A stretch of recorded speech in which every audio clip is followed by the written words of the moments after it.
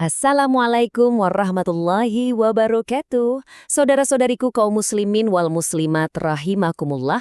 Alhamdulillah hari ini masih bisa bertemu lagi di channel ADRS Official. Seneng banget rasanya bisa menyapa Anda semua lagi. Hari ini kita bakal ngobrolin satu momen yang super istimewa dan pastinya penuh berkah. Sayangnya nih, kadang keutamaannya masih sering lewat dari perhatian kita. Yap, kita bakal ngebahas tuntas soal Hari Tarwiyah. Yuk, siapkan fokus Anda karena obrolan kita kali ini bakal jadi panduan yang pas banget buat memaksimalkan ibadah kita di bulan Dzulhijjah ini.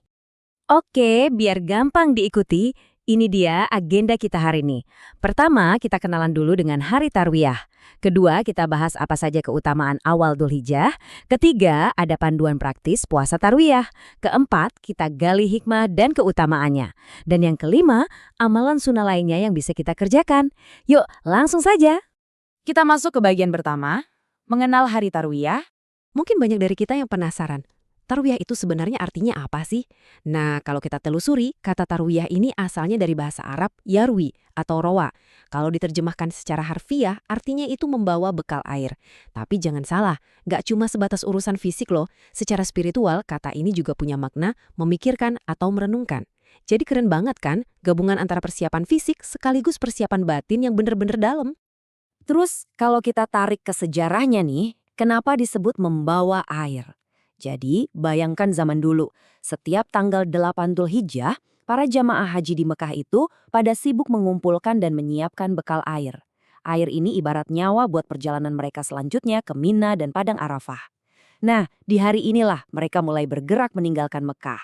Sambil jalan, lisan mereka nggak berhenti berzikir dan bertalbiyah.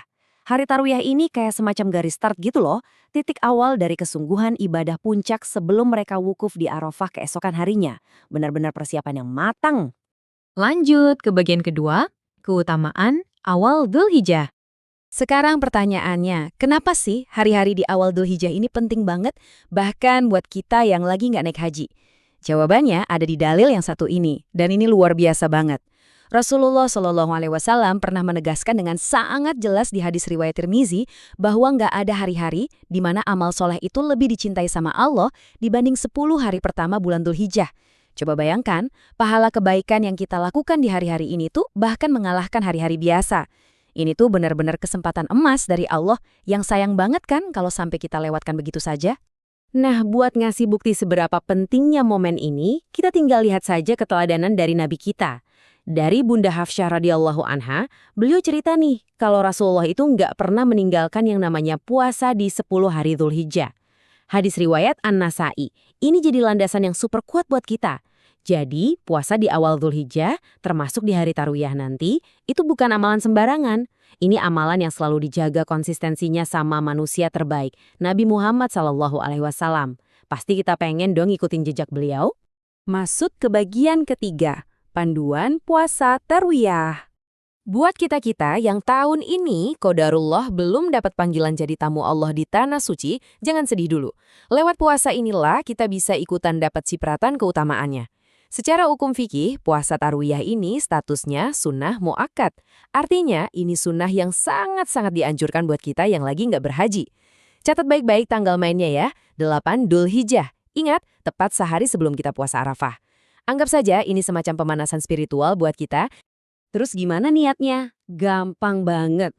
Anda bisa melafalkan niat ini di malam hari, atau misal kelupaan nih, bisa juga di pagi hari sebelum tergelincir matahari, asalkan dari subuh belum makan atau minum sama sekali.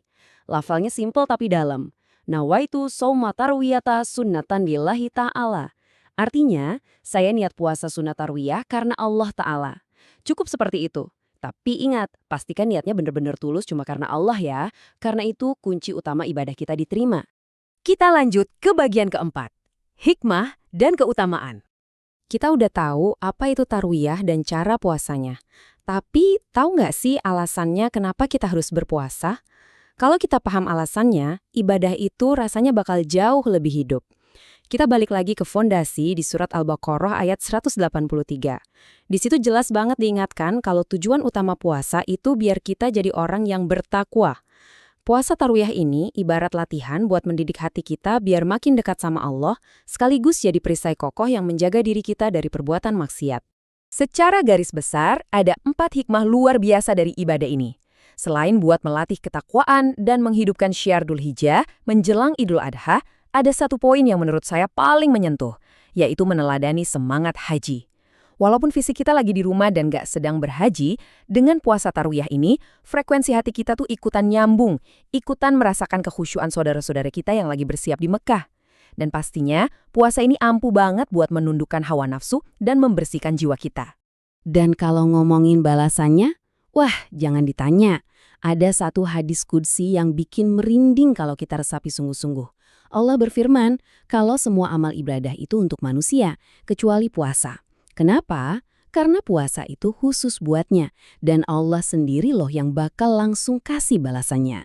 Melalui puasa Tarwiyah ini, dosa-dosa kecil kita bisa luntur dengan izinnya, dan ini benar-benar jadi pemanasan spiritual yang sempurna sebelum kita menghadapi agungnya hari Arafah esok harinya. Oke, sekarang kita sampai di bagian kelima, amalan sunnah lainnya.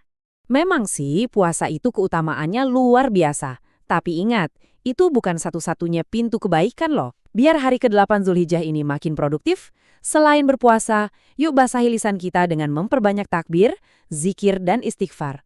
Luangkan waktu khusus buat baca Al-Quran. Dan oh iya, satu lagi yang sangat ditekankan, jangan sampai lupa bersedekah. Hari mulia adalah waktu terbaik buat berbagi rezeki dengan sesama. Serta pastinya, perbanyaklah memanjatkan doa-doa terbaik Anda. Pada ujungnya, puasa Tarwiyah dan semua amalan yang kita bahas tadi, itu sebenarnya sarana kita untuk mendekat kepada Sang Pencipta. Dari lubuk hati yang paling dalam, kita sama-sama berharap semoga Allah menerima sekecil apapun amal ibadah yang kita kerjakan, dan menurunkan keberkahannya di hari-hari Dzulhijjah yang mulia ini. Semoga Anda semua, para jamaah sekalian, senantiasa diberikan kesehatan, kekuatan, keselamatan, serta rezeki yang luas dan berkah. Amin ya Rabbal Alamin. Nah, ini membawa kita ke penghujung obrolan hari ini. Pertanyaannya buat Anda sekarang, dari sekian banyak amalan sunnah tadi, mana nih yang bakal jadi prioritas untuk dikerjakan esok hari? Mulai disiapkan ya. Baik, terima kasih atas perhatiannya. Mari kita tutup pertemuan ini dengan doa kafaratul majlis. Subhanakallahumma wa bihamdika, asyhadu an la ilaha illa anta, astaghfiruka wa atubu ilaik. Wassalamualaikum warahmatullahi wabarakatuh.